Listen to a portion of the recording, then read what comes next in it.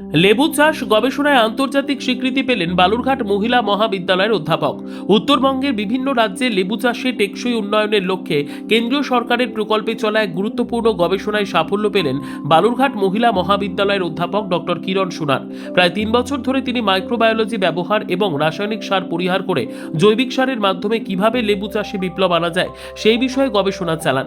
এই গবেষণার আন্তর্জাতিক স্বীকৃতি পাওয়ায় বুধবার দুপুরে বালুরঘাট পৌরসভার পক্ষ থেকে তাকে সম্মানিত করা হয়। কলেজের ভার্চুয়াল ক্লাসরুমে আয়োজিত এই অনুষ্ঠানে উপস্থিত ছিলেন বালুরঘাট পৌরসভার চেয়ারম্যান অশোক মিত্র ও ওয়ার্ড কাউন্সিলর মিতা নন্দী।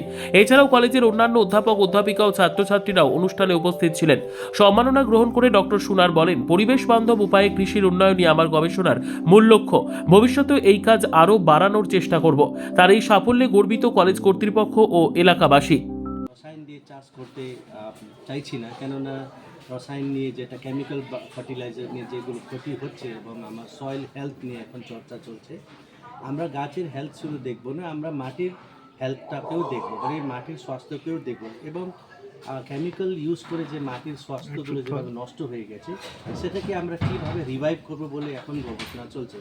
শুধু ভারতবর্ষ নয়, গোটা বিশ্বতে আমাদের ন্যাচারাল ফার্মিং, অর্গ্যানিক ফার্মিং, এমন বায়ো ফার্টিলাইজার ইউজ করে যে ফার্মিংগুলো আছে, যেটা দিয়ে আমরা মাটির স্বাস্থ্যকে যেভাবে আমরা ঠিক করব সেটা গবেষণা চলছে। আর আমার এই যে গবেষণাটা বেসিক জিনিস ওটাই, আমরা কিভাবে মাটিতে যে মাইক্রো অর্গানিজমগুলো রয়েছে সেটাকে আমরা কিভাবে কাজে লাগাবো এবং সেটা দিয়ে আমরা কিভাবে প্রথমত সয়েল হেলথ, তারপরে গাছের হেলথটাকে কিভাবে আমরা ঠিক করব সেটা নিয়ে গবেষণা।